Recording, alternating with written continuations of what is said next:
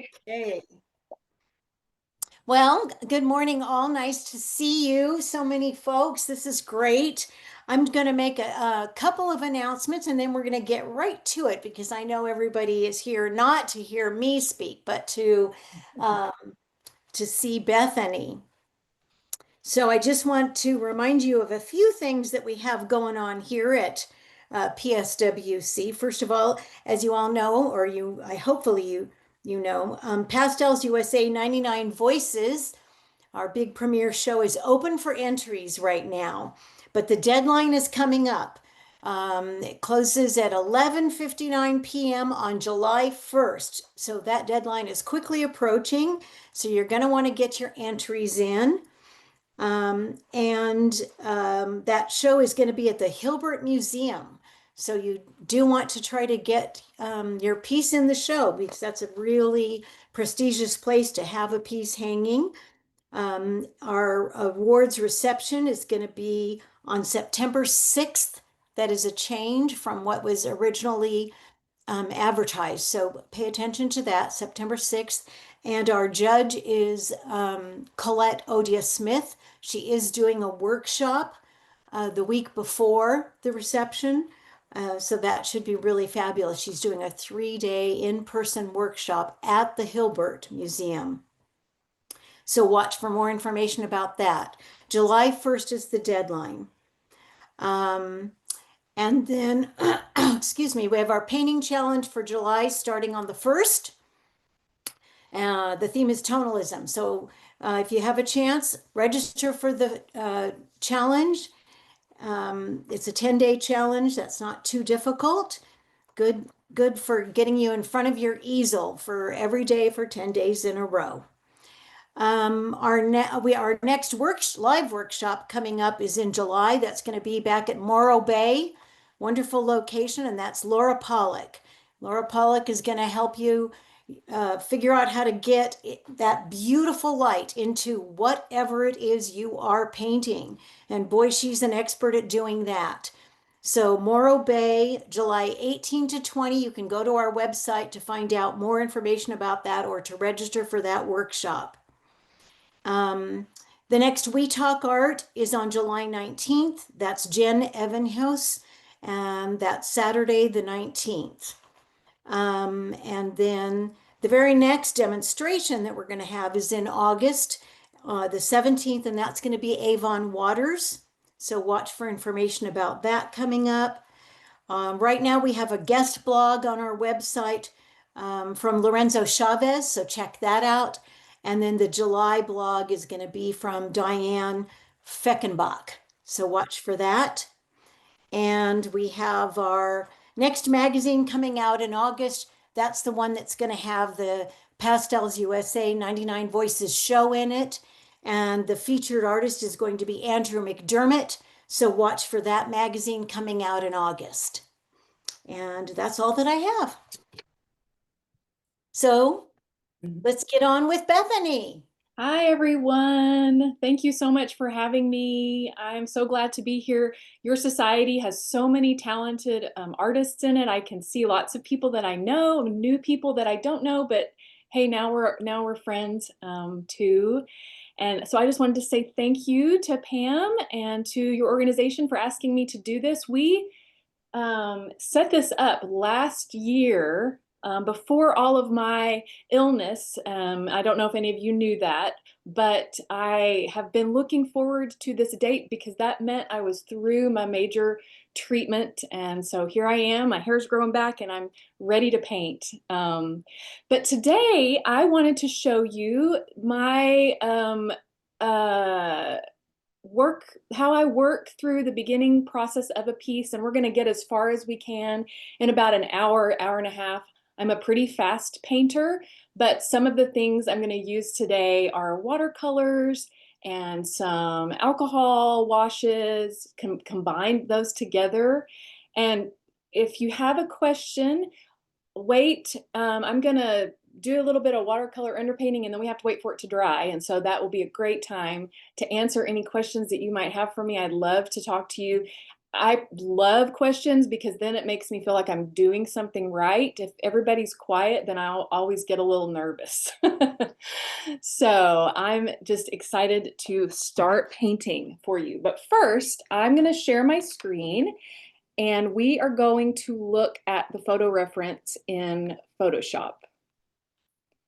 Here it is. So this is beautiful Palo Duro Canyon, which is the second largest canyon in the United States, and it's about 20 miles from me.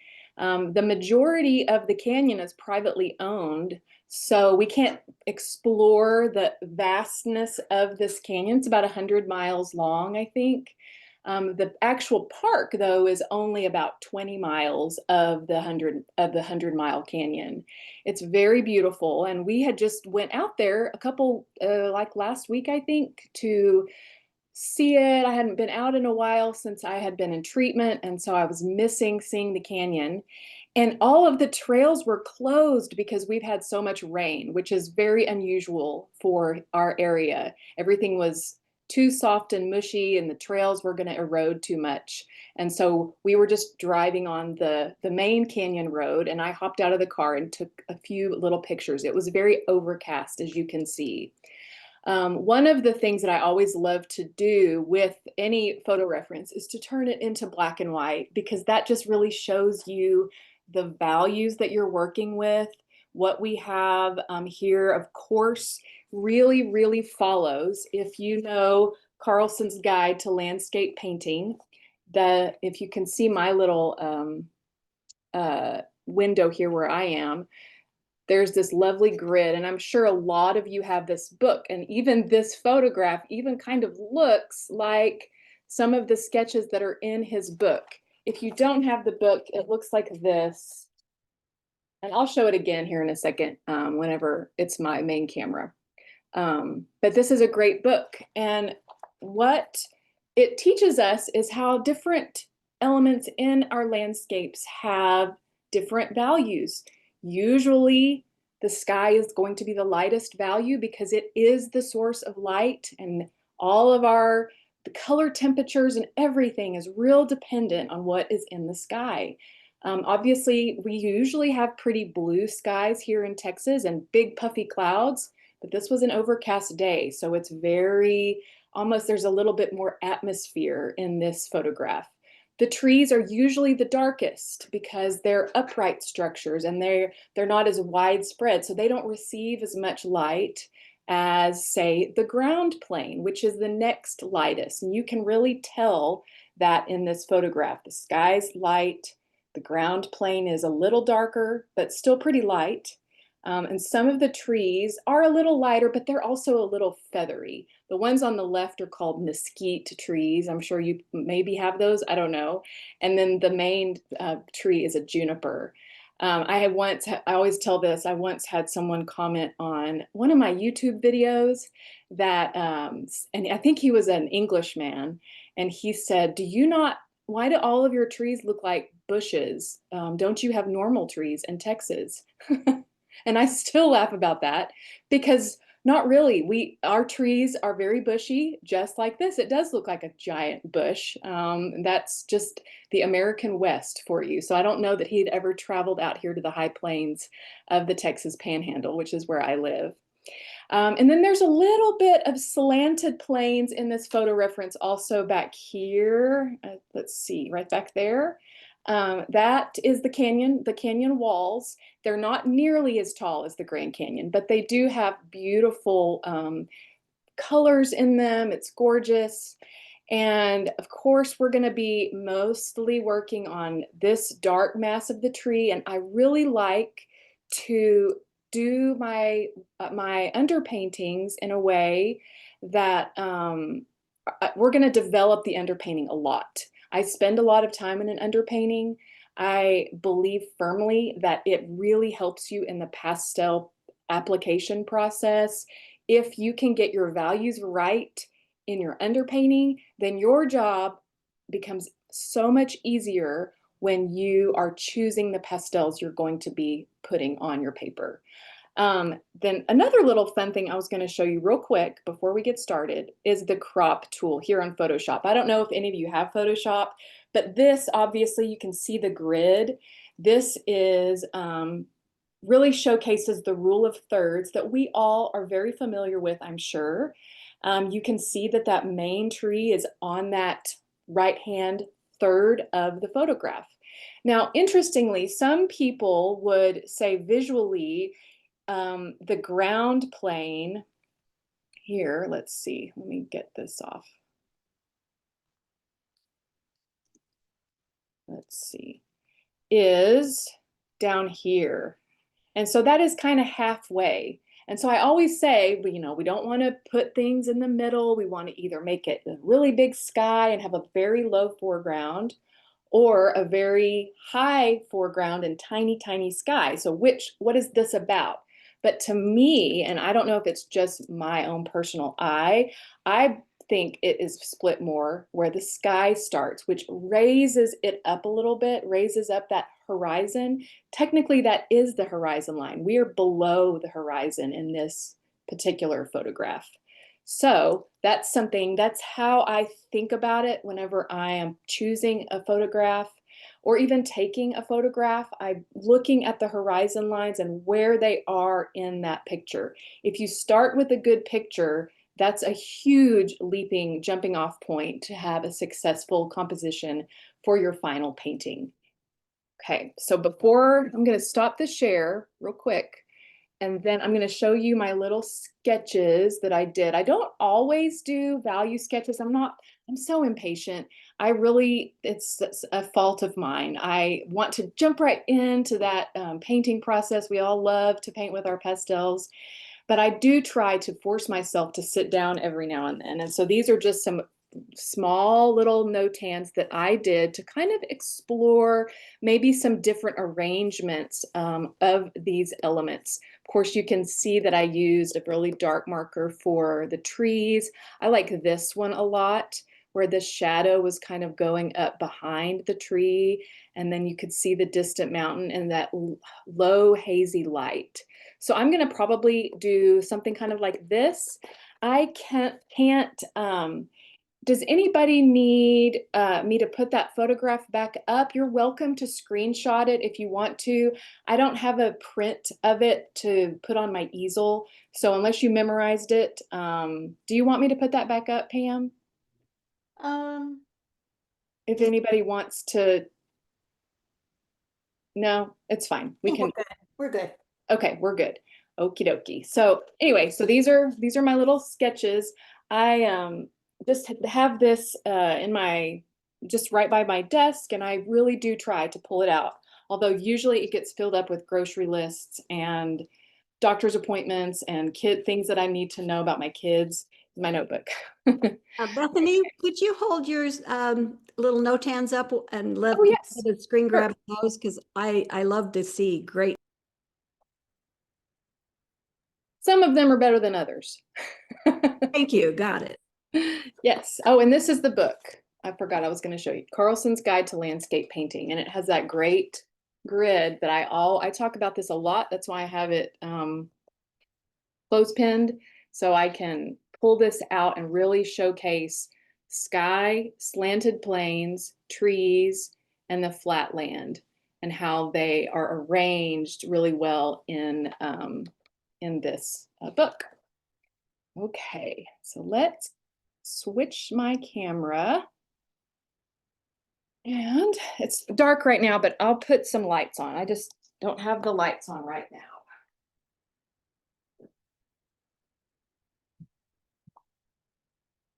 Get myself, feel like I'm in a movie studio. I have all this equipment everywhere.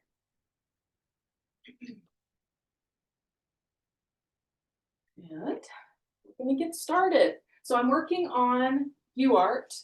This is a 12 by 12 on 500 grit UArt. I had this mounted. This isn't one of their boards. I do like the boards a lot, and I use a lot of UArt. But I usually buy my paper by the roll, and I take the roll to my framer, and I tell him the sizes that I want, and he mounts it for me and cuts them for me, and then I can just go pick them up. And it's quite a bit less expensive to do it that way. And I really like the softer foam core, the acid-free foam core that he uses. There's a tiny bit of give to it, which I find I like to paint on that surface a little bit more than the panels that UART mounts themselves. Although I did just see that they have come out with a new paper that has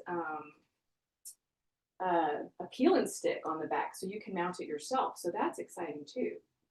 So the first thing I always do, I take my mechanical pencil and I like to mark the middle of my painting. This kind of helps me get centered within this frame. We have the four sides of our piece. We're gonna look into it like a window, and so putting that mark in just really helps me to kind of calm down. Usually I'm pretty excited to paint. And when I'm demoing, I'm real excited and maybe a little nervous. And that centering really helps me. Here, I'm going to grab my book here. And here are those notans once again. Really fun. I think I'm going to focus mostly on this one. So I'm going to put it right here beside me so I can look at it.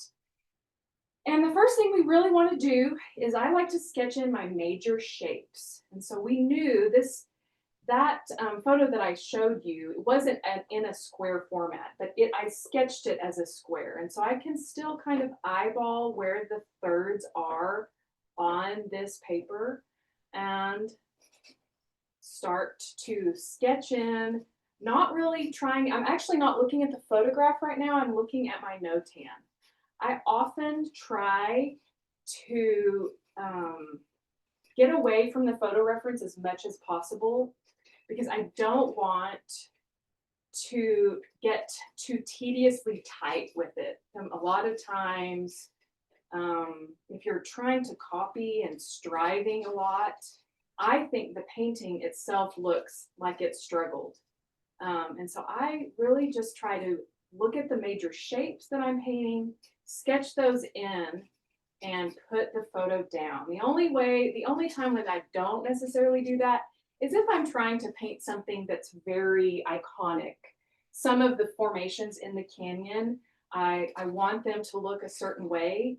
I want them to look like it's Palo Duro Canyon. So in those instances, I will look at my reference a little bit more. For those of you that live near very iconic landmarks, of course you do, looking at your reference is helpful. But try not to copy it too much. Maybe just the shapes and then put your reference down. I always say that, it's better to kind of use your artistic license a little bit. It helps you not be so tight in your painting. And it helps for just for me, a more pleasant experience. If I'm trying to copy too much, I get super stressed. Okay, so what I did is I have been just sketching out my main shapes of my photograph. Now, one thing about this is I always like to go a little bit larger than maybe it appears in the photograph or even in my notan, because I know I can cut back in if my shapes have gotten a little wild or a little too big. I can always cut back in with pastels to negatively paint. And I've always really look at my work as more, or really the photographs, more as shape suggestions than anything. More so even than light or color. Of course, shape does exist within light and shadow areas of your piece. But I don't normally try to emulate the exact color that I'm seeing in the photograph. I tend to push color a little bit, not as much maybe as I used to do, but think that's just personal growth. And whenever I first started painting, I had never painted outside before. And so I didn't know how muted the colors were in our world until I really started observing them out in the field to see how colors weren't quite as vibrant as I was used to painting. And so I've since tried to kind of hold back a little bit on some of that very vibrant. Of course, I can't help it sometimes. I love the color. We all love the color, right? Okay, so what I'm putting in right now is some watercolor using a number 6 size fan brush. And I love to hold it at the base and really scrub and push those fibers into my paper. It really creates a nice jagged edge that emulates these, especially a juniper tree. They are very, they're kind of wacky looking little bushy trees. And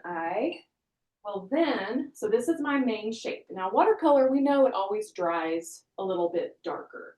I wanted to connect this shadow that's kind of behind. It was overcast, but there were still shadows on the ground.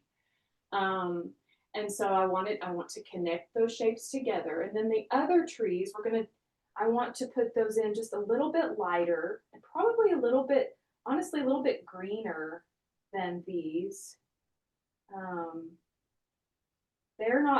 Those are mesquite trees, and they're not quite as pretty thready. Sometimes I like the shapes of them, but I may make them junipers instead of the mesquites. They're not the important main factor here. They're not the star of the show. And so I'm not necessarily worried about what type of tree I'm painting. I'm just painting masses of shapes at this point. And I want it to be successful, and I want to connect those together. And I'm not using a ton of watercolor here. I don't want it to drip down too much. Whenever I'm going to be painting in these grasses, however, I do like to let it drip a little bit, because those drips then can become grass. Okay. I'm going to put in, I'm actually going to kind of change things. So whenever I was looking at doing when I did my no-tans, I was doing them this morning, and technically there was a road here. There was that asphalt road. Well, I don't want to paint, that's not very pretty. And so I don't want to paint an asphalt road. So I'm going to make it more of a dry wash here, maybe a little bit of a pathway with grass on either side. So I'm going to paint it that way. And here I am also, once again, I love my little number 6. This is just a cheap one. It's a synthetic. Still holding it very loosely at the base, because that can help me really get some nice grassy textures. Not really, really wanting to mostly paint this pretty warm. We have this coolness in the back where there's going to be shadow areas, and then I like to paint in basically I like to underpaint how warm or how cool that object is. So whenever there's sunlight, I want to paint a warm base underpainting. Whenever there's shadow or trees, I usually, unless they're fall trees, I usually do blues and greens. Now, if they're an autumn tree, then I sometimes will pull out my acrylic ink, which is another technique that I really, really like to do, because I don't love used to I would paint with all, let's see, what am I saying? I tend to lose my train of thought, so bear with me as I try to remember what I was going to say. Don't remember what I was going to say. What was I talking about? You were talking about whether you use cool or warm colors. Oh yes. Okay. So I whenever I was like really learning, teaching, not a lot of people come to the Texas Panhandle to teach, other than Lorenzo, because he lives in Parker, Colorado, which is actually pretty close to Amarillo, which is where I live. So Lorenzo is one of my favorites. I'm so glad that you mentioned him, Pam, because he is such a fantastic teacher. He's a wonderful person. I love painting with him. Anyway, I used to really put in like heavy, dark, soft, like soft brands, like the eggplant from Terry Ludwig. But I struggled at the time with my framing because to me, those really dark pastels inevitably get on your mat whenever you framed it, if you framed with a mat. And it annoys me to no end. And so I wanted to get away from using a lot of those really dark pastels, except for almost like instead of highlights as low lights. Like maybe I'll pull out that eggplant every now and then, but I don't really use them. I prefer to get my dark base from my underpainting and then work lighter with the pastels. So that's whenever I discovered that I really liked using acrylic ink. I don't really know what I'm doing here. I'm just gonna wash all of this.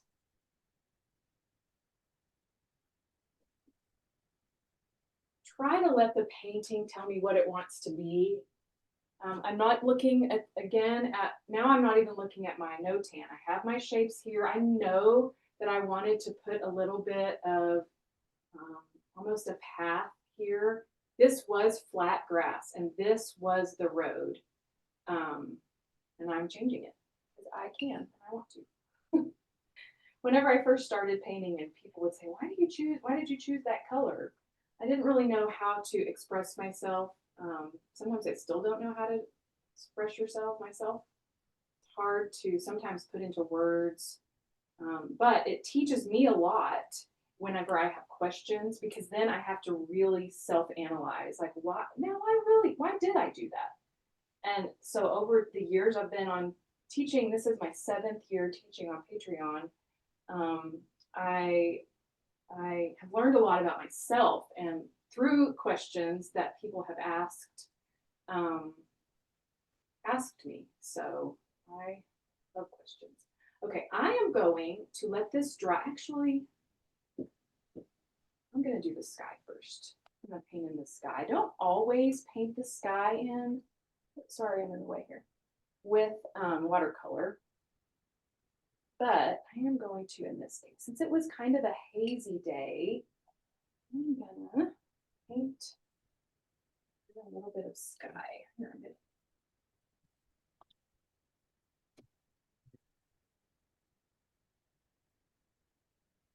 clean off my watercolor palette a little bit. I want to paint in some green to the sky.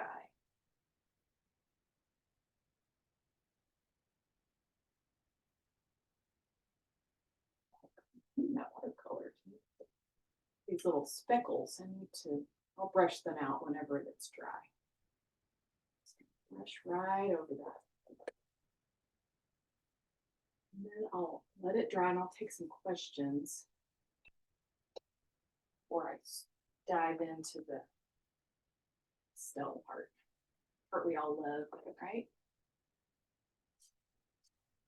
So I am kind of fussy about my underpaintings, but also at the same time, if something gets a little too big or broad, or there's a shape that's weird, or there's a tangent sometimes if I have something that's kissing each other, like an edge on an edge, we want overlap in our paintings. And so we don't want tangents, which is where something maybe, like if I had painted this tree just to the very top of this little mountain that's off in the distance, then that might have created a tangent that I don't want. So this is where I really just analyze the shapes. Sometimes this is my no-tan experiment. Paint those in. That's the distant canyon wall. No drips, no drips, no drips. Okay, there's my watercolor underpainting. Of course, it's drying lighter. So after this dries, I'll be then going in with rubbing alcohol. I like these colors. And so I'm going to switch the camera and let that dry for a second, and then I'm happy to answer anything if there's questions for me. Let me come back here.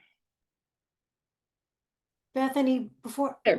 I wondered about your, now that you switched it, but I was wondering about the color wheel that you have there. It's different than what I've usually seen. Get the most comments on people. Do That's you just a small little Do quilting you color think we wheel. should? Who's that? I don't know. Maybe somebody accidentally got off there. Okay, anyway. Anyway, that's a small little quilting color wheel, and I bought it years ago, and I like it mostly because it is little. Most color wheels are pretty big, but I like it because I can just stick it right on my easel and keep it in mind for when I am maybe wanting to experiment with color a little bit, see what some different combinations could be. But I think it's called a rainbow color wheel selector, something like that. But it's a quilting color wheel, and that's why there are holes in it so that quilters can judge their colors, the fabric through the color wheel. Oh, okay. Yeah. Okay. Any other questions? Let's ask away. SA, go ahead, ask your question. Turn your mic on. Oh, sorry. Okay, great. Thank you. I just wondered if you ever or have in the past used an alcohol wash with your pastel instead of watercolor. Oh yes. Oh, Okay. I do mostly alcohol washes all the time. I like to layer the watercolor and the alcohol sometimes, but not always. And it really kind of depends on what paper I'm using. I think paper is crucial to the success of a painting, especially if you're wanting to use some kind of wash, because different papers receive washes and pastel in a different way. It can really affect the mood of your piece. And so when you are deciding what you want your painting to be, really think about the paper. Obviously, we know that UArt comes in oatmeal or dark colors. There's a black that's called dark UArt, or UArt dark, I think. And then there's the oatmeal color. Well, when you use watercolor on the oatmeal, we can't really use watercolor on the black because it wouldn't show up. It informs the colors that you're putting on because it's slightly yellow. It's slightly yellow, the paper is, and that's coming through the color. If you want something that's a little moodier, that's when I use watercolor on UArt, because that yellow, it's almost like a glaze that's shining through and it mutes the colors a little bit. Now, if you want something that's very vibrant, Lux Archival is also a great paper that works well with watercolor, but it's bright white. And so the colors on Lux Archival are a little bit more vibrant when you're using it. Then, of course, there's Pastel Matte, which we know is completely different than both of those. And then there's Le Carte, which I don't use any underpainting on. But sometimes I feel like Le Carte brings out more expressive mark making in me. Very It textural. it Yeah. it forces you to be pretty bold and brave because you can't fall back to, oh well, this shape didn't work. I'll just pull out my rubbing alcohol again and just you can't do that with Le Carte. And so those are the three main papers that I use mostly. I mean, I'll use any paper, honestly, but I really like, this is the 500 grit. I don't know why or when I don't remember why or when I moved away from the 400 grit to a little bit finer 500 grit, but I really love it. And I like the 400 grit too, don't get me wrong. But I prefer the 500 grit. So that's the one I use. This is a Thank good you. question. And Yeah. I'll show you the alcohol wash here in a second. Anybody else have a question? I have a theater degree, so I can entertain. Okay, let's go see if let's see, there's a chat. Yeah, Bonnie's asking what the difference is that you find between 400 and 500? Well, 400 is just a little grittier. It's a little bit rougher than the 500 grit, and so that's the main difference between them. I like the effects on the 500 grit a little bit more. They're a little bit finer detailed than when you use 400 grit. And then there's 320, and then there's also 280, which is really rough. And then also UR also goes all the way up to 800 grit, which is very, very fine paper. And so the grit, how does that impact how many layers it holds? I don't, Or how does it impact well, the, the bigger the grit, the wider, I mean, on a microscopic level, the bigger the grit, the more layers you can put on, because the mountains and the valleys of that grit, if you're looking under a microscope, are deeper. So you can layer more using a more coarse grit paper. The higher grit papers that are more fine are for more almost photorealism, really realistic paintings that you want. Like if you're painting a Christmas ornament and you really want it to look smooth and shiny, or you're using a lot of pencils, those are great for using that higher grit paper. It's the same thing as hardware store sandpaper. The lower numbers are really gritty, the higher numbers are more fine. So that's a good question. Let's see if there's any others. I don't even know how to do chat. it's all of them. Yes. Okay. So yes, essay. You can't get watercolor dark enough. That is the case for me too, and that's why I layer them. Okay. Let's go see if it's dry. Usually, I'm lucky in that it's pretty arid where I live, and so things tend to dry fairly quickly because I don't have a lot of humidity in the air. Yeah, that's nice and dry. If I'm using alcohol, often you'll see me, if you watch any of my videos, I have them on YouTube, and then I have my Patreon channel. I often like to touch my paper. If it feels cool to the touch, it's not quite dry yet. So wait till it feels almost, I guess, room temperature. So it's a little cool down here. But I think it's dry enough to keep going. So let's do that. Now I'm going to switch to alcohol. And you can put alcohol over wet watercolor, but it almost creates a resist, and the watercolor kind of pushes out really quickly from it, if that makes sense.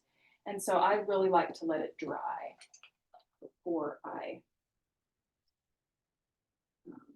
use it. Okay, so now I'm going to take a blue. This is everybody's favorite blue new pastel. That we're all sad about that we can't get it anymore, just open stock. That's that spruce blue. Hmm? Spruce blue. That's spruce blue. So I'm going to, using the side, scumbling in, I'm gonna color in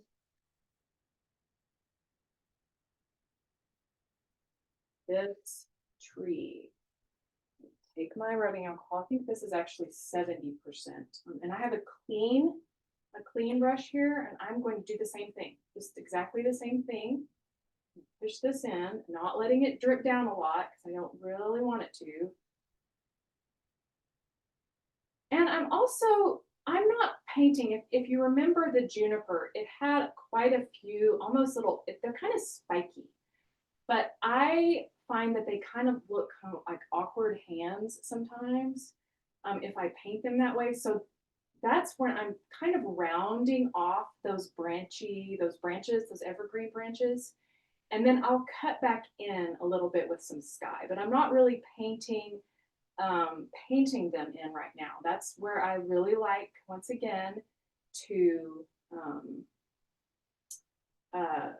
paint big, generalizing my shapes helps me not to get too fussy. And I want to keep some of that watercolor showing. I'm not wanting to cover all of it up a lot of times those little brush marks are really nice for just to peek through your piece. You work hard on your underpainting, so you don't have to cover it all up. You can even go back in with still wet, but I really want that one area to be dark. I'm just gonna push it in. And then there is pastel paint, basically.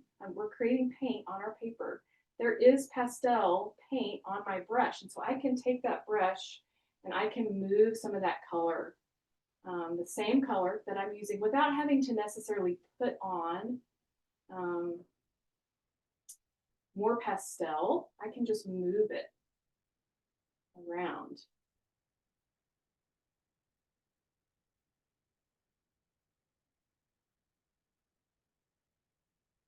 And I kind of almost, I don't see that. Oh, hello, my face is so big. Oh my goodness.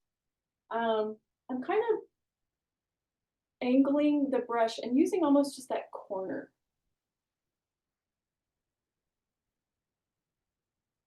Really light, trying to hold the paintbrush really loose.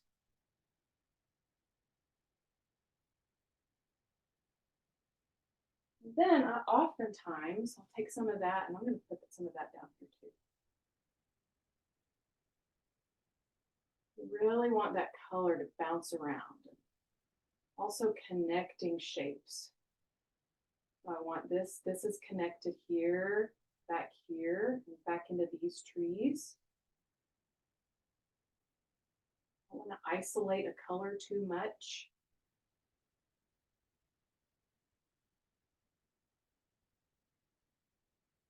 Tone that back there, that's that distant mountain is way back there.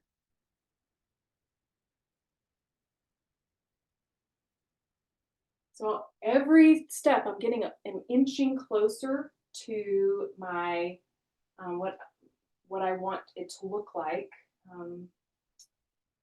The value map, that's what I call it. Let's see. Sorry, my pastels are right here in front of the camera, so I lean over. Now, I'm gonna put in, this is a Terry Ludwig. I don't always start with such a dark or a soft, the softer brands. I really love the harder brands of pastels. Giraud, Rembrandt, even. I love Rembrandts. Rembrandts, I think, get a bad rap sometimes because people haven't used them enough. And they do have a waxy coating to them that you have to remove in order to really get to the meat of that pastel. But I want to make my corners a little darker than this broad area of where grasses are going to be. I like it because it kind of frames in their elements. I'm just taking brown and I'm scrubbing it in.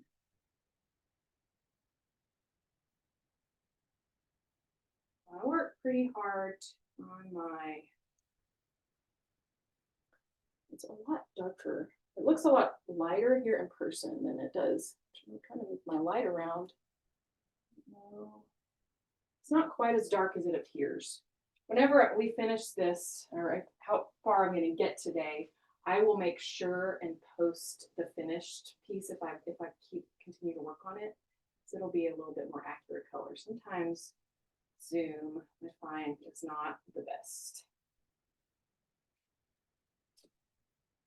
What I'm working here is softening the transition from this light grass area to these darker, the darker foreground.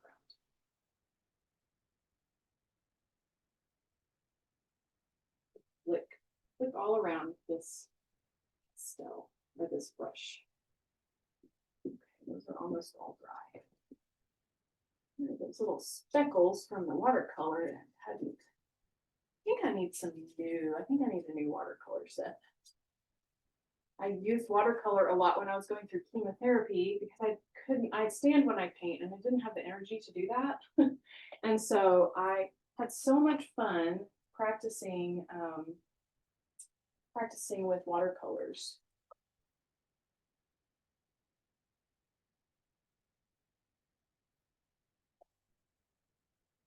Okay, now this is a pretty hard pastel.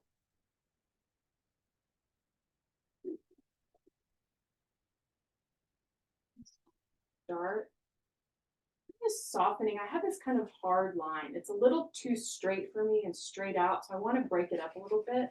So that's why I'm pulling out this pastel. I'm just applying that lighter color in front of that dark base. I don't often start with the grasses. I usually start with the trees, but painting, I'm just trying to listen to the painting. Now this, I had an exhibit last night out of town, so I drove back today to paint for all of you. And I usually, whenever I'm painting live, I like to have practiced my piece because I want to be able to be pretty fluid with the application instead of having to stand here and figure it out like we all do. But I didn't have time to do that this week, and so this is just my raw way of painting. I haven't picked out a palette beforehand. This is a Rembrandt. It's a smidge lighter than the blue pastel that I put down. I like this color. I like to try to keep mostly dark trees like this fairly within the same color, almost the same color that I paint them in.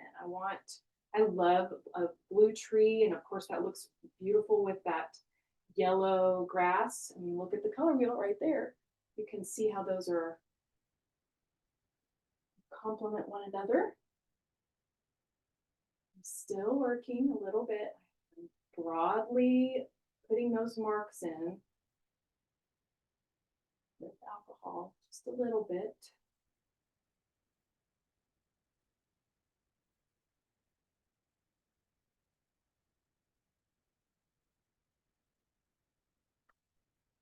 And I'm gonna have to let that dry. Now, I could, so just studio management and easel management, I try not to paint above something that's wet because the pastel dust, we all know, falls straight down and it will stick to it and it will lighten, especially if I work on the sky.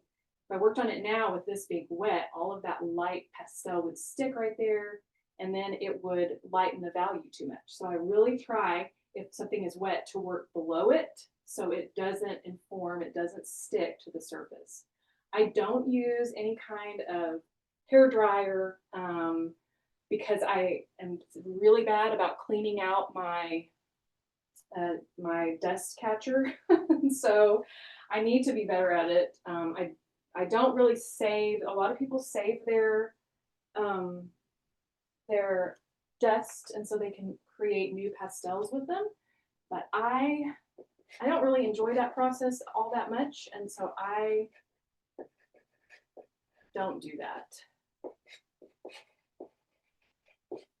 Now, this is also a Terry Ludwig. This color, so my very first set of pastels ever was Selenium.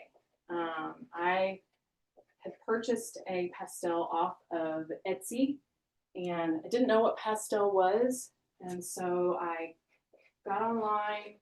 This was years ago. Most of you maybe remember that. Do you remember that website called Wet Canvas? Maybe it's still out there, I don't know, but there was message boards, and that's when message boards were real popular. And I found this pastel message board, and so I did some research, and they said Selenium is the best of the best. And so I bought some, and they immediately all broke and crumbled up. Did not work, could not handle them. So I often say and tell my students, like, try to start with a little bit of a lighter or a harder pastel in the beginning, especially if you're a beginner, because they're a little bit easier to handle to me. They also, to me, are more flexible. So you can create much more transparent effects with a harder pastel than you can with a very soft brands of pastel. So if you think, oh gosh, my paintings are so thick, they're full of pastel, I often say, let your painting breathe. It doesn't want to be suffocated with so much pastel on every single square inch. Let it breathe a little bit. And in order to do that, use the harder brands for the majority of the painting. Plus, I like this one. I love how I just running it up and down, I can create some of those really nice grassy textured effects that are fun to create. So right now I'm kind of bouncing around different areas because I'm wanting to develop kind of the values and the colors. I'm working color in now. Even though we worked on color in the beginning, I was thinking of like the base color. What is underneath the color that I want the painting to actually be in? And for me, where I live, the arid Southwest, we have very clay soil. It's very light colored. It's orange. It's basically looks exactly like my pastels. One time I think I dropped this terracotta pastel on the canyon floor and I couldn't even find it because everything was that color. So I try to think about it that way. So now once I have the base layers, I'm now working on things that are coming forward. So working warmer and lighter. So I work dark to light, cool to warm, usually, especially in trees. I mean, obviously I didn't really have coolness in my grasses, but that's a general rule. Almost like how Carlson's Guide to Landscape Painting. It's generally the way things are to have the different value on that grid that I showed you. So generally, that's how I paint: dark to light, cool to warm. Couple of questions, Bethany. Yes. Do you arrange your palette by value or hue? Both. Yes, and I wish I could show you my palette, my box. I have it. No, it's okay. And maybe And I don't have a lot of pastels. I mean, I'm not one of those. I've never bought a full set of pastels. I really don't buy a lot of them because I know the colors that I like and that work with me and my environment. And so I don't step outside the box so much on some of them. Mhm. And then there's a question about pastel matte. You had mentioned pastel matte. You use that, right? I do. I like pastel matte. Of course, it's completely different. I find that it's harder. I like pastel matte a lot. I find it's harder to move the pastel around in the alcohol wash stage because it sticks so much. The paper almost absorbs the alcohol right away instead of sitting on the surface like it does on UArt. So I don't use pastel matte a lot. Actually, I was looking at my my paper stash yesterday thinking I need to order some paper. And I almost out of pastel matte. I like pastel matte for skies a lot. And I like it, I like the warm pack. You know, I think it's usually a variety pack that they come in.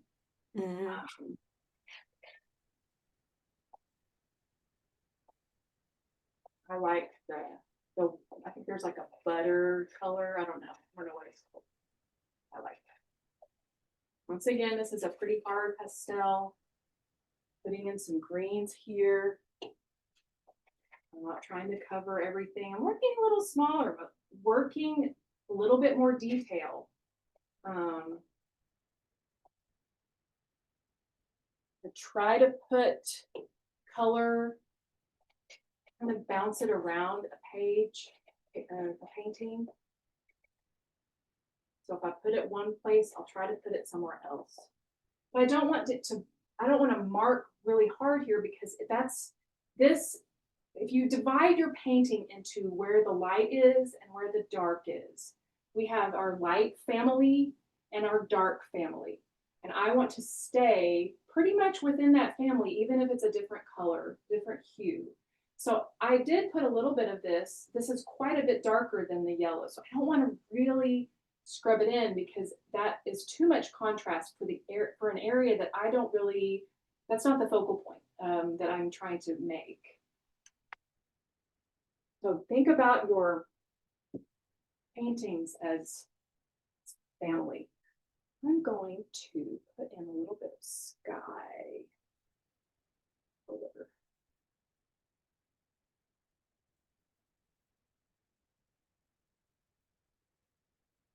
How's everybody doing?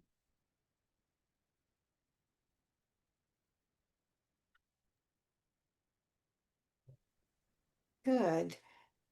Now this is a really creamy white. It's almost as light as the paper. And that's going to be my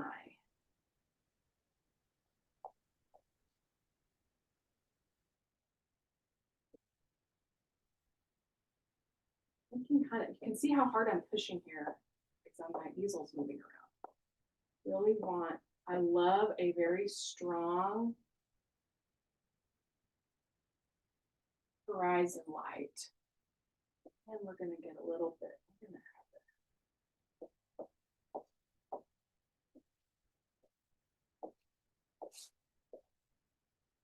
now I have green on that, so that looks so bright on your screen. It's not that bright. I have this piece of foam here. A lot of people use this type of foam, which is also great, but I don't love it because you have to peel off that sticky side and you have to cut it off.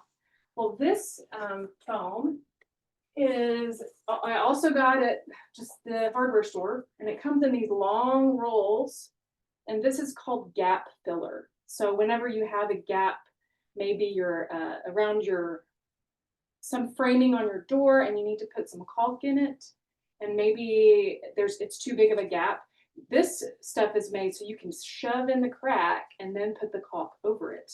But it's a nice closed cell foam. You can tear it with your hand really easily. There's no sticky side. You can even rinse it off, and it is a really great tool. I try to think of whenever I'm using foam that it is also a paintbrush. So I'm not really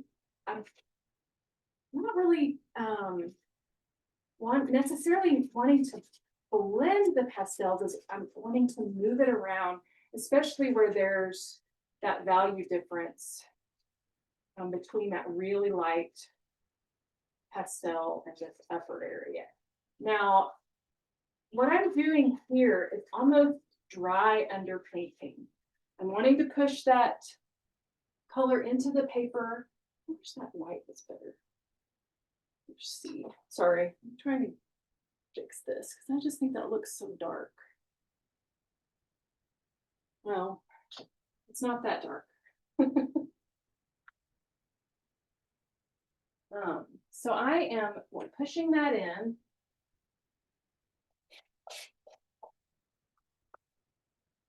Now this probably looks shocking what I'm doing. What the heck is she doing? You're doing great, Bethany. I just wanted to let you know it's 11 o'clock. Okay, thank you. Yep, you're fine. Already? Oh my goodness. Well, time flies when we're having Yes, it's 1 o'clock here where I am.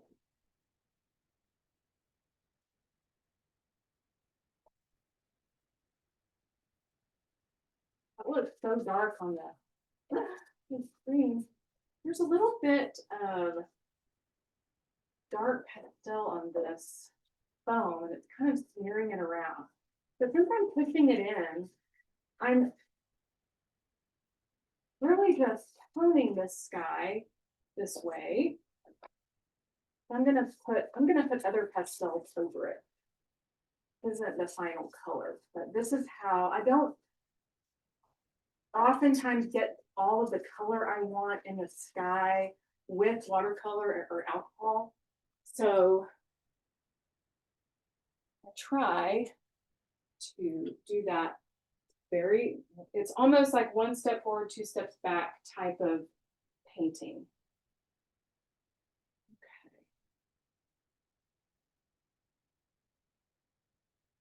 Thank you.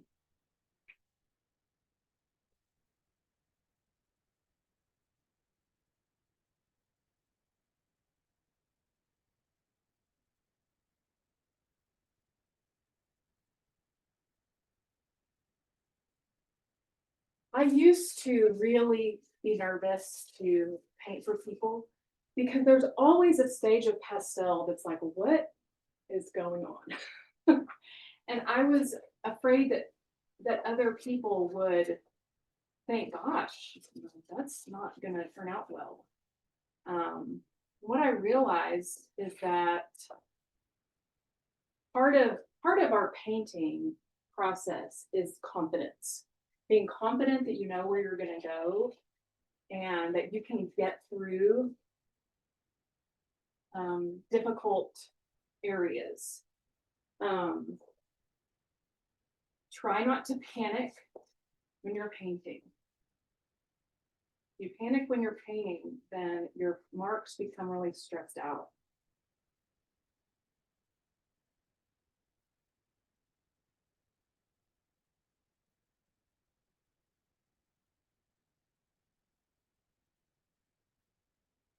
What I'm wanting to create here is a sense of atmosphere.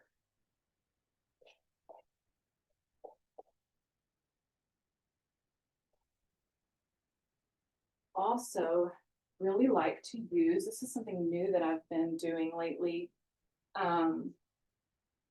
this rubber brush. I really like it to push in, almost smearing the pastel. I also have this fun one that I use. I pull down. Rubber brush. Smears things, almost like it almost creates more haze effects. I'll be curious to see once you move the camera in front of the painting rather than from the side. Because right now the sky looks like sherbet. I know, it does. It looks so bright. Like, I promise it's not that bright in person. It's much calmer. Kind of creating a broken color effect up here in the sky.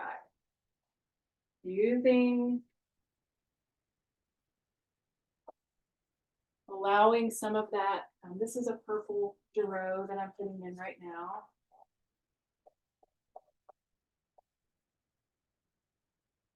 And if you notice, I'm almost making X's with my hand. I'll have the pastel up, and then I'll have the pastel angled down. Pastel angled up, pastel angled down.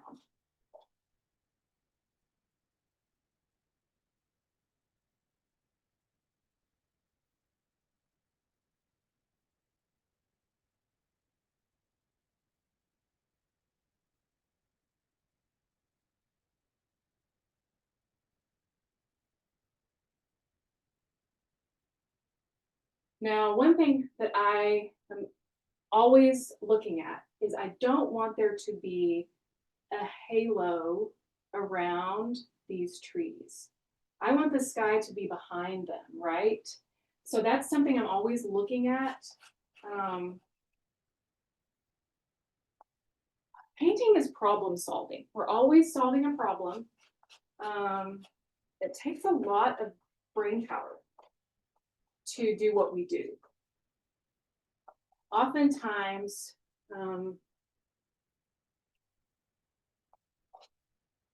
it will even take a few days to come to a solution on a particular problem that you may be having, right?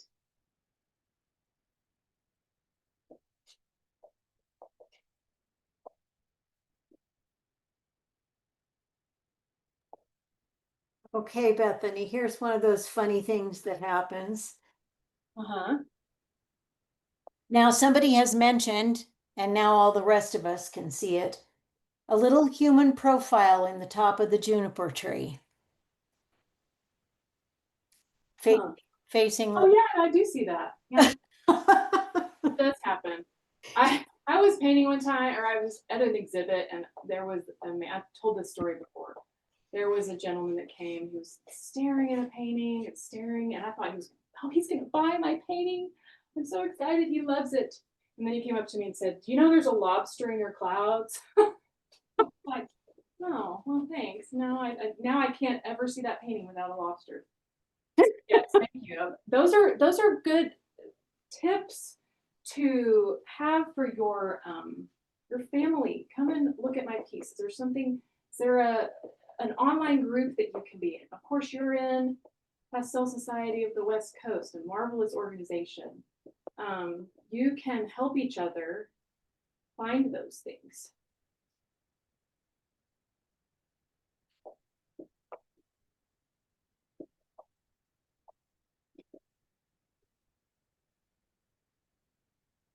So I don't have any pastel at all back here, on here, any of this. None of this has any I guess the dry pastel. It's all still just the toned surface. Try not to blow on your pastels if you can help it.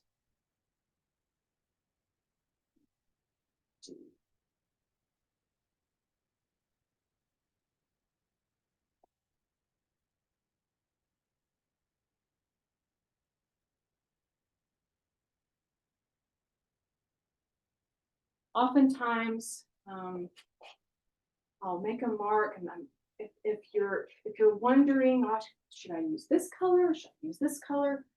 Using the harder pastels, really super light touch. It's not going to fill your tooth, and you can kind of experiment and play with what you might want something to be. A bit of this blue up here, you know.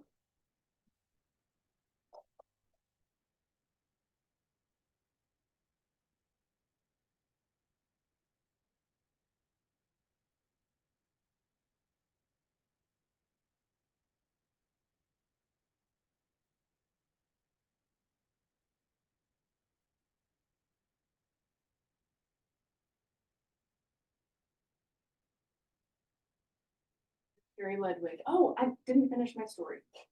See, I lose my train of thought so easily. They call it chemo brain, so y'all just have to bear with me.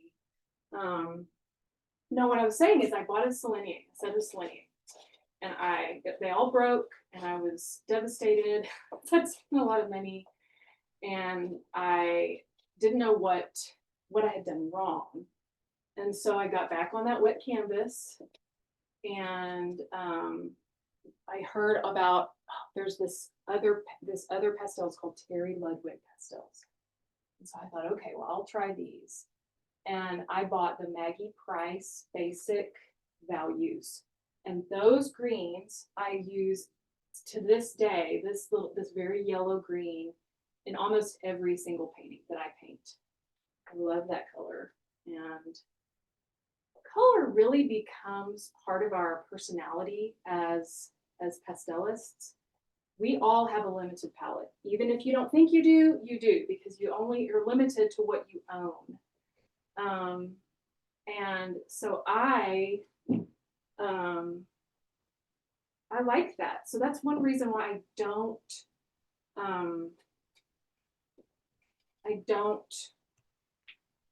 try to get all the latest pastels, have tables and tables of them, because I want that style.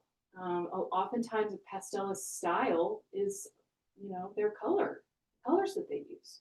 Can recognize people's work based on that one thing.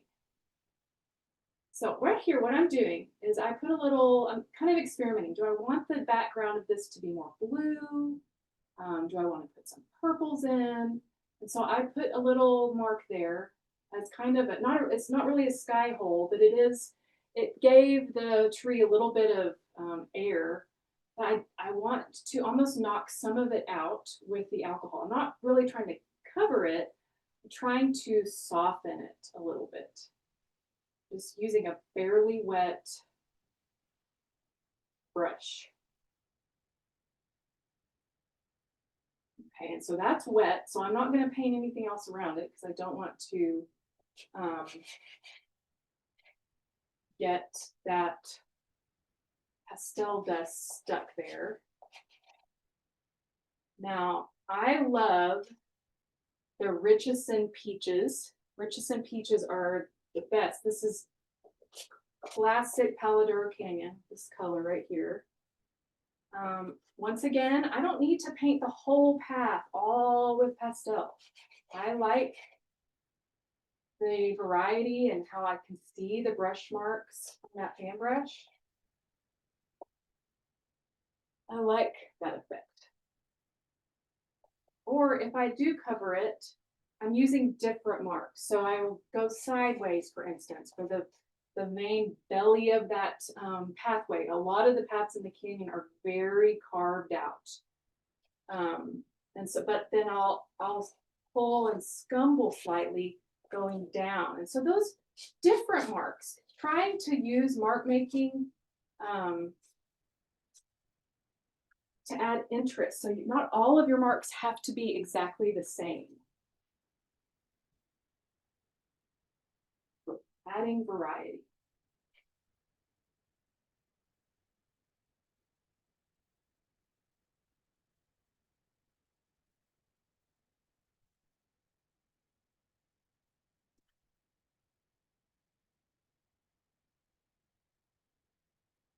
This is, I don't know how you say it, Mammoth Pastel.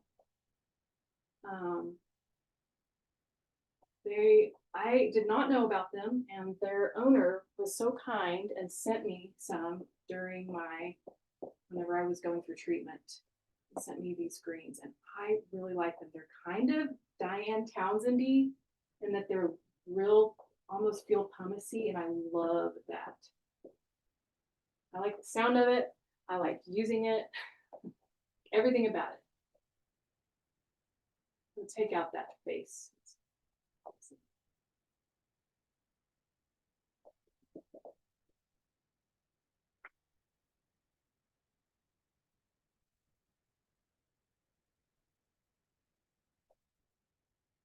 Again, I'm working smaller and smaller, lighter. There's some of that tree is receiving some light. I'll even take a little towel and pull it, lick that pastel. That's that same kind of smearing quality.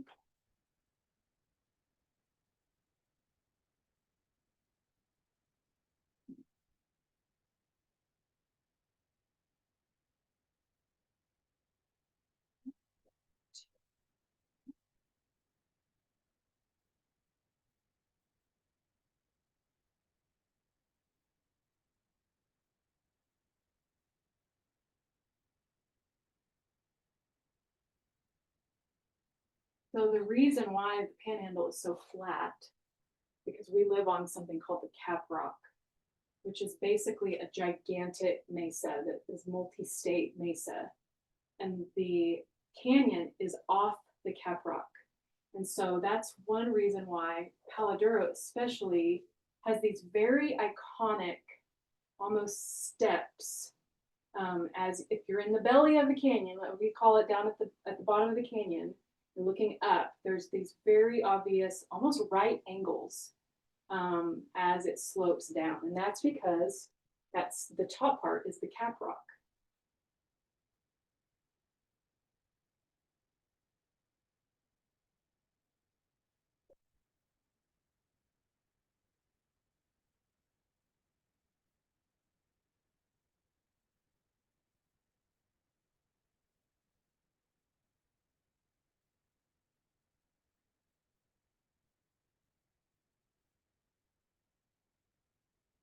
Try to paint in the direction of whatever it is that I'm painting.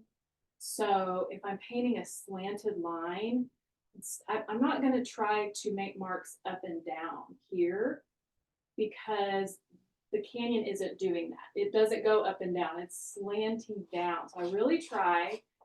And then the grasses, I do want those to be up and down. And trees, I use more of that X marking that I did in the sky.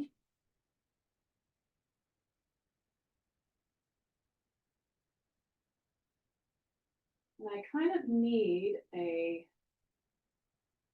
this background here because I want to carve into this tree a little bit, but it's not, obviously I can't put sky color in because it's not in front of the sky. I like to soften I guess they're not really sky holes, but you know what I mean, with a little bit. And sometimes I go right back over that same mark. Let's see. Go over it a little bit. That color.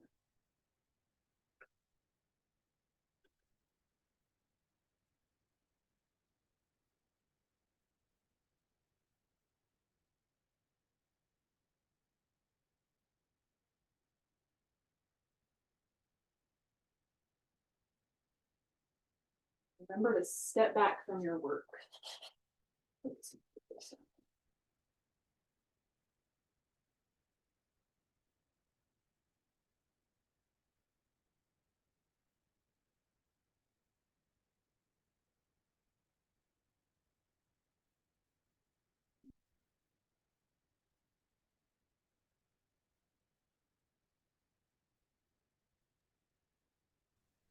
And you were talking about kind of using the same colors and that being sort of a part of your signature, Bethany. And Sharon saying maybe Terry Ludwig could offer a Bethany Fields set of colors. Who has connections? I do love their pastels. So now I'm just looking at my main shapes and I'm starting to refine some things. And now the sky, I'm really just making this up because this wasn't in my photograph. It was a hazy day. We talked about that. So I want this kind of heavy cloud over it, but I also want to cut it. I want it to breathe as well. So adding a few little marks to help. Sometimes sky will take, brush it in, brush it off, brush it in, brush it off. Really like this little tool though. Make sure, try to, if you use one of these, wipe it off between because that has color on it. And if I were to put that up in the sky, that green would get up in the sky. So really always try to keep it pretty clean. Smear effect. Yep, see, look, I don't do what I did. There I just did that, but that's okay because I can push it in. This really, like I said, it smears it, creates this really nice hazy effect.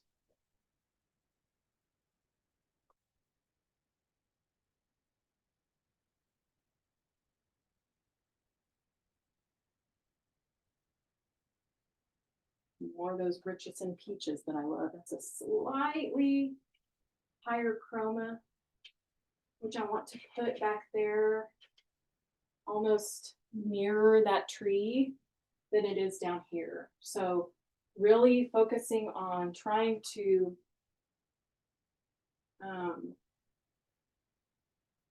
make a lot of those decisions about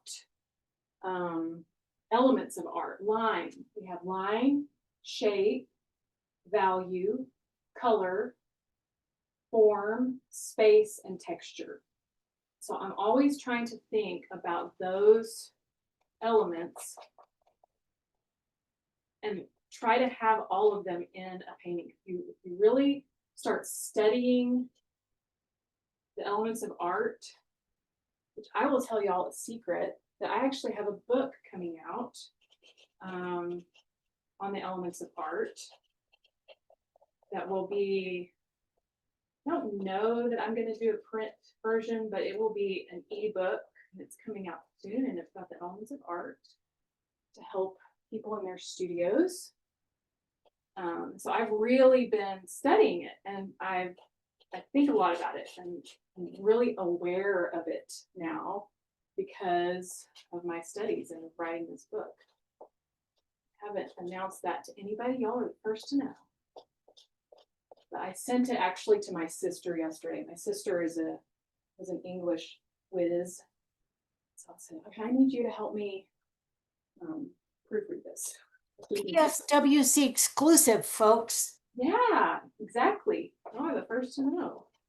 Okay, so now what I'm thinking is I really like all of this so far.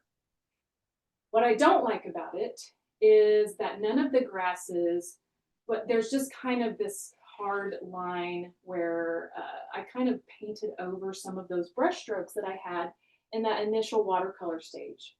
So I want to break that up a little bit because the canyon is wild. So I want to take some of this grassy area and pull it over that to break up that very particular line that we had going on. So being really bold here, because these grasses are close to us, so they're going to be bigger. And I'm just scraping this hard pastel straight down. I work from my shoulder and my elbow. I try not to work like this so much, like tedious little things. We want big, expressive marks, these big pastels, and you just go from your arm. I'm going to actually put some of the peach over here too. The canyon, the canyon is very, well, the other day when we went, it was so green. Haven't seen it that green in years and years. It was great. It's great for the wildlife out there. There's tons of deer and turkeys, and we have, I don't know how you say it, Aoudad sheep, Aoudad. I don't know how you say that. Does anybody know how you say that? Anyway, they are all over the canyon. So I'm stepping back and looking. I don't necessarily squint my eyes as much as I like to almost unfocus my eyes. I'm pretty nearsighted. I'm actually very, very nearsighted. And I almost relax my vision a little bit whenever I'm painting. So I can see if is there an isolated color somewhere that looks odd where it is? It's maybe in the wrong value family, or is there an edge that should be more like a disappearing edge versus a very visual hard edge? Are there things about it that are jumping out at me, but not in a good way?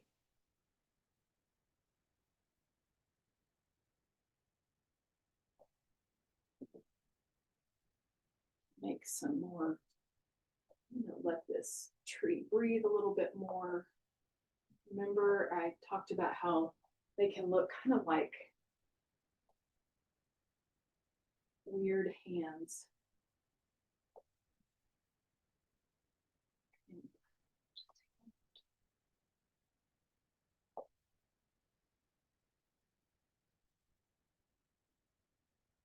And then sometimes if I want it to glow, flicking that pastel with your finger and kind of smear it over the darks, and it creates a fun little effect.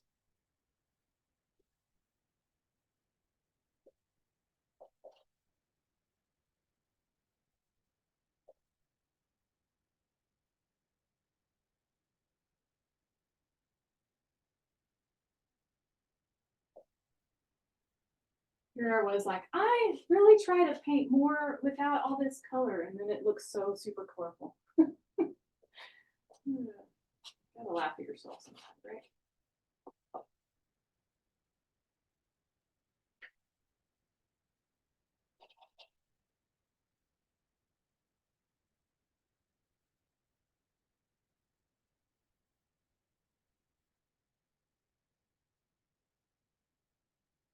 don't know where to put my camera because I'm right-handed. I realize that it can block what I'm doing. But when it's over my left side, I tend to stand off to the left side to examine my work. And then I stand in front of the camera. And so I don't ever know what's the best thing to do. Once again, I just put that up there. So I'm going to put a little bit of it down there. This is a pink pastel.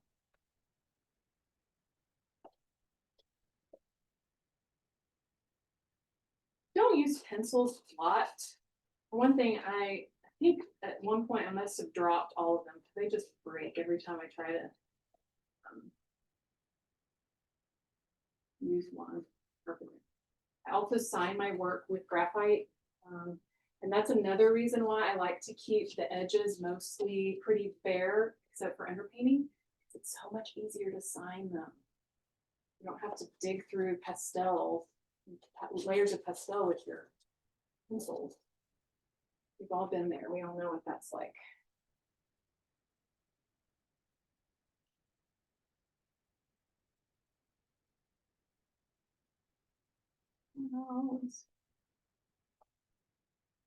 Almost 30 minutes again, huh?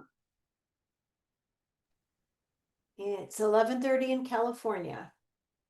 11:30 in California. Okay. Well, I will come to a stop. I still have probably, I would say, a good half hour left on this painting. Oftentimes, if something is starting to feel right, that's the best time to put down your pastels. If it's starting to feel like what you were envisioning in the beginning, then maybe don't keep painting so much. Go get a cup of coffee, put it aside for the whole day. Go ask somebody if there's a face in the tree. That's probably good advice. Yes, you know, you gotta get a little bit of perspective and distance. Okay, and I'm gonna have to stand in front of the camera here. Leave that. Some more grasses over that. It looks so bright.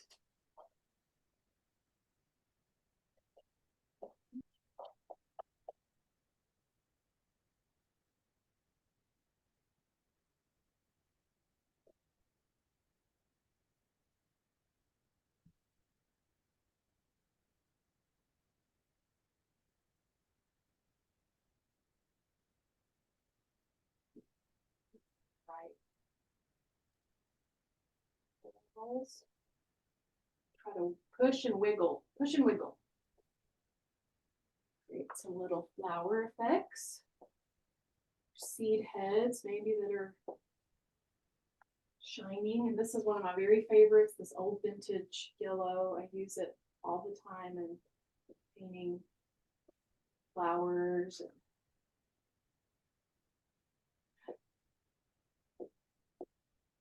I will definitely post what this actually looks like. I just need to get some better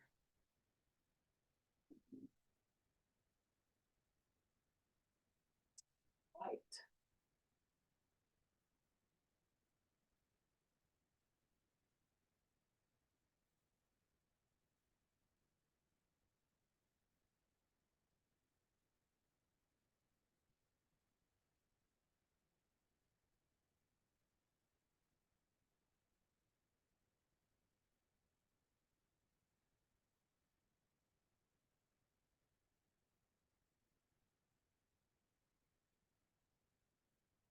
So there's still very little pastel over here. And I'll probably leave it that way.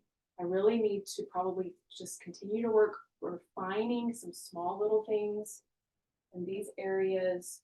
I also sometimes I like to use my mechanical pencil again, almost as a tiny little palette knife, even not even trying to lay down graphite as much as scratch through, especially really soft pastel that works great. But then I also like to use the graphite just sparingly, but it creates great little grasses. If I want a little bit more darkness somewhere, I want to draw a line. I want it to be pretty broken up.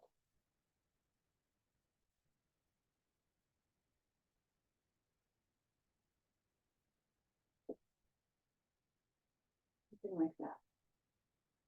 Still have some little things to work on.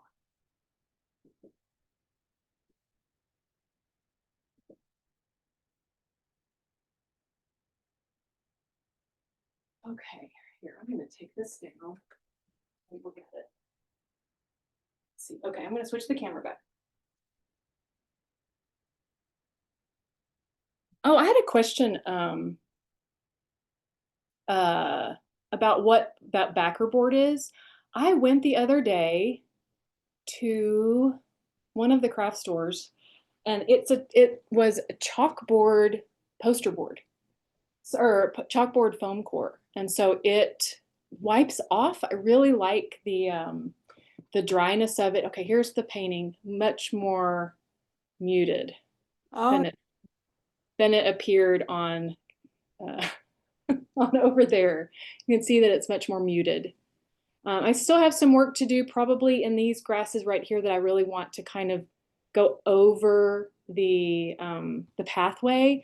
Probably adding, so right now, the values of that green and that orange are pretty much exactly the same. So I think I'll probably use an even lighter value, maybe even mirroring this yellow, butter yellow in the sky down here a little bit, just a few little marks, like 2, 3, probably 3, rule of odds, of course, to highlight and break up that very obvious triangle. Another thing that if you are painting paths or rivers or anything like that, of course, in California, you have all kinds of landscapes. I always say, make it worth the shape. Make it worth the viewer's time to travel along this road and find something beautiful at this apex. So that's where I have some different blues. I have some mint greens. I have a little bit of purple, kind of a broken color effect there. It adds some interest. So as they're going in, oh, wow, look, I want to go all the way into this piece right there at the base of that. And then I'll look all around. So I've mostly put these flower marks, this blues, all in this same area, the focal point area, versus putting a bunch of flowers over here or down here where I don't really need, that's not where I want people to go. I want them to go into the painting this way, see all these juicy, fun, different colors of mark making, go up into the tree. Oh, wow, look at the sky and the clouds. And oh, wow, look, okay, I'll go back around, almost like a circle. So that's that. And I don't know if that's a perfect no tan of that piece. It's pretty close. Obviously, paintings, they have a mind of their own. And one of the other always hints that I tell people is really try to imagine the finished piece before you make even one mark. If you can imagine it, then you can pull it out of you. If you can't imagine it, then don't paint that scene. Paint one that you can imagine. Because this painting, every piece that you work on, if I put a blank piece of paper up there right now, there's a painting that exists on that painting, on that surface, say in an hour. And I have to pull it out of the future. I know that that sounds really artsy, crazy, but it's true. Our work is ethereal and spiritual. To me, it is. And so really try to envision what you're doing. So that way, when you have those panic moments or you have that like, oh my gosh, I totally lost this, That way you can say, no, I know what I'm doing. I know how to get there. I just have to figure out how to solve the problem. Instead of beating yourself up for making mistakes, don't do that. Just say, okay, well, what is the actual issue? Is it a value issue? Is it a composition issue? Is it a tangent issue?